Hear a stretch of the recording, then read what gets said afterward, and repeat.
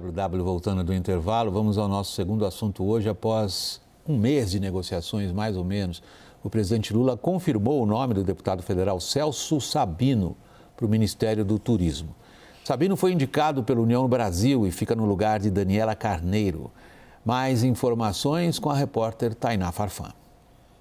Uma troca que já vinha sendo desenhada desde abril e confirmada nesta quinta na reunião entre Lula, o ministro das Relações Institucionais Alexandre Padilha e o deputado Celso Sabino. Nesse encontro no Planalto, o presidente formalizou o convite a Sabino para o Ministério do Turismo e a nomeação deve sair em breve no Diário Oficial da União. Agradeço ao presidente pela confiança, agradeço à minha bancada do União Brasil na Câmara dos Deputados e assumo com responsabilidade, com muita disposição e vontade de fazer com que o turismo no nosso país signifique aquilo que significa em outras nações, com mais emprego, mais renda e mais desenvolvimento. Ele vai substituir Daniela Carneiro, que foi apontada como indicação pessoal de Lula pelo partido, até porque ela pediu desfiliação do União Brasil. E também por isso vimos esse movimento de troca na pasta. Daniela que deve assumir como vice-líder do governo na Câmara. Porém, para consolidar o apoio do União na Câmara, lideranças da sigla já me disseram que querem o pacote completo. Ou seja, domínio da pasta por inteiro, incluindo a Embratur ou outros espaços em pastas que estão com o PT. Cheguei a ouvir de uma liderança que, sem todos os pedidos atendidos, Celso será uma outra Daniela. A ver se esse movimento que estamos acompanhando será o suficiente para garantir votos do partido, que tem a terceira maior bancada da Câmara, com 59 deputados. De Brasília, Tainá Farfan. Daniel, Renata e Caio, nossa querida Tainá Farfan deixou uma perguntaça para todos nós aqui. Isto aí tudo... Vamos ver, o Brasil poderia ganhar muito mais do que ganha com turismo. No fundo, é ridículo o número de turistas que vêm todo ano para o Brasil comparado ao potencial. O Ministério do Turismo não é exatamente um dos ministérios essenciais para a economia, dado esse fato básico. Mas virou uma pedra de toque aí na política. E a pergunta da Tainá Farfan foi a seguinte: depois de todas essas mexidas, o Lula conseguiu se acertar no sentido de ter o apoio que ele acha que precisa ter? Vamos começar por você, Caio. William, deu um passo considerável, né? Era uma bola cantada já há um mês, 2 meses. A gente tem que medir isso, neste caso especificamente, é muito fácil de medir, né?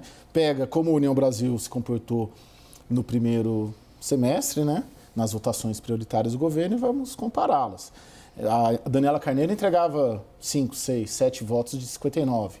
O Celso Sabino certamente vai entregar mais de 50 ou quase totalidade. Se a gente considerar a votação, salvo engano, da reforma tributária, todo o União Brasil já votou, porque ele já estava operando. Uhum. É um sujeito extremamente habilidoso, sujeito da política, entrou lá, eu tenho a percepção, eu gosto muito de ler e estudar sobre o setor de turismo, mas a missão dele é estritamente política. Não, tá claro. Não, assim, ele entra lá para fazer política. Da política. Muito embora hoje, me disseram que na conversa o Lula falou para ele que precisa alavancar o setor de turismo, aquelas coisas. Não, todos nós achamos que precisa. Sim, mas a missão dele é política. Dá um passo grande, só com isso não resolve, mas ajuda bastante, porque você tem 60 deputados, em princípio, aderindo e ajudando o governo nas votações da Câmara. Renata, como você responderia a pergunta da nossa colega Tainá Farfan, ao final da reportagem dela agora há pouco?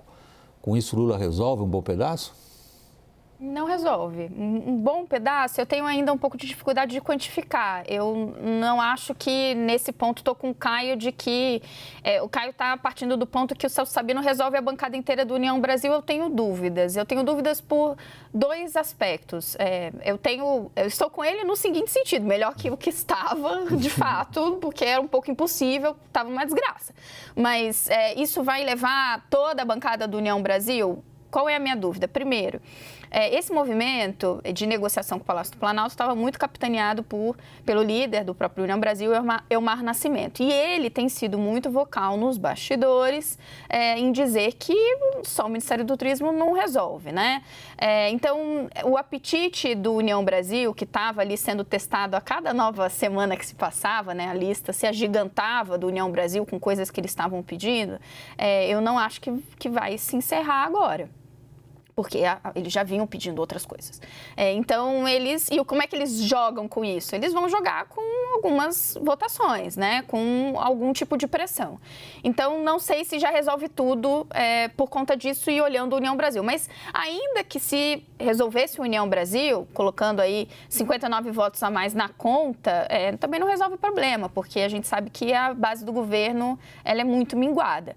Daí entra a necessidade de negociação com outros partidos, mais notadamente o PP e também o governo ambicionam republicanos, mas ali o jogo está bastante difícil, apesar de movimentos recentes do governo. Tá, eu vou nessa direção daqui um instantinho só, Renato. Só queria colocar o Daniel ainda com essa mesma indagação da Tainá.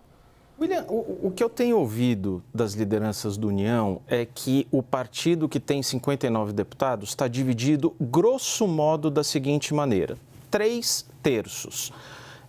Tem em torno ali de 20 deputados que não tem problema nenhum em ir com o governo e assumir desde já que são da base e votar com o governo Lula. Tem em torno de 20 deputados que se elegeram no rastro do bolsonarismo e com um discurso muito forte para o eleitorado de direita, então tem um custo muito alto e esses dificilmente vão cair no colo do governo, mesmo com mais cargos. E tem ali o pessoal do meio, que são os 20 deputados, que esses sim não são nem do governo, nem do bolsonarismo, e eles precisam, na prática, fazer uma política mais paroquial. É levar obra para os seus estados e para os seus feitos eleitorais, é ter capacidade de nomear aliados, é fazer essa política mais do dia a dia ali e que aparece nas suas bases. Para esse pessoal, ter cargos e ter emendas é muito importante. E aí não é só turismo, obviamente. É turismo, não é o Ministério, é Embratur também, é Correio, é Funasa, que tem uma capilaridade maior.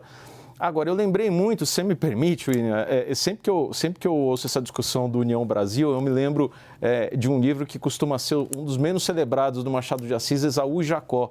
Lá pelas tantas tem uma passagem da tabuleta. E aí o custódio fica muito em dúvida, ele vai abrir uma confeitaria e está bem ali nos últimos dias, nos últimos momentos de monarquia, quase que vai eclodir ali a proclamação da República, ele vai abrir a confeitaria, encomenda a placa e é confeitaria do Império. Aí alguém avisa assim, custódio, para no D, porque pode virar a confeitaria da República. Aí ele não consegue terminar a tabuleta se ele vira confeitaria do Império ou confeitaria da República. É mais ou menos a situação do União Brasil, pelo menos desse grupo de 20 deputados. Quer dizer que nada mudou em 130 a 140 anos. É um pouco triste isso, por um lado, mas é um pouco da nossa cultura. Caio, deixa eu voltar para o ponto que a Renata estava começando a desenvolver. Por que a gente está dando tanta importância e chamando para o nosso público o ministro do Turismo ou a Daniela, até aqui a ministra? São personagens que têm a legitimidade do voto, evidentemente, e não estou ofendendo ninguém dizer que não são personagens de uma projeção nacional extraordinária. Nós estamos dando toda essa atenção para isso, porque isto é uma manifestação de como que o governo é obrigado a costurar a sua, até aqui, inexistente base parlamentar segura. Vamos nessa linha, então. Como é que está o resto, além disso? William, eu tenho senti muito essa semana, nas conversas, um combustível para o adesismo. O que eu quero dizer com isso? Essa sinalização, essa fumaça de que... Identificaram o que vem depois do D na placa, é isso? Identificaram que a economia está melhorando, embora não seja algo que a gente possa cravar que é sustentável, né? A inflação, tem inflação pressionando mais, inflação baixando, dólar baixo, revisões para cima do PIB. E isso tem servido como combustível para o adesismo. Então, setores que eram um pouco mais resistentes a aderir de cara estão revendo um pouco essas projeções. Está mais fácil negociar isso? Está mais fácil entrar no governo. Por quê? Não porque seja um governo fantástico, não por isso. Porque bons indicadores econômicos tendem a fortalecer governos, tendem a facilitar processos de reeleição de projetos políticos. Claro, está muito longe de 2026, mas para um momento atual isso facilita esse jogo. Então, nos outros partidos, e se a gente pegar a trinca, vamos pegar a trinca que sustentou o governo Bolsonaro, né? PL, PP e republicanos. Tem gente do PL votando com o governo e republicanos e PP votando, negociando a entrada formal no governo Lula, né? O Silvio Costa Filho querendo virar ministro, né? Negociando a entrada no ministério, PP negociando o cargo, segundo escalão. Então, a economia está sendo o combustível do adesismo. Renata, seguindo a sua linha, ali quando você terminava a sua mais recente intervenção, pode-se assumir, então, que o Lula está conseguindo finalmente criar o que ele precisa? Pode-se assumir que Lula está tentando de fato agora. Porque, veja, mesmo essa novela, triste novela, porque foi extremamente enfadonha da entrada de Celso Sabino no governo, quanto ela custou de atenção dos jornalistas, de conversa para lá e para cá, de nota do Palácio do Planalto que vem, que vai... tudo para, no fim, você ter um pleito atendido de uma parte do Centrão. A negociação com o PP, ela está correndo, ela tem benefícios óbvios para o governo, que entende que tem de se aproximar do Arthur Lira, e tem mesmo, mas também tem ali suas complicações. O próprio senador Ciro Nogueira, em entrevista ontem aqui na CNN, falou que por ele ninguém entrava, assim, vão ter vozes contrárias a essa aproximação.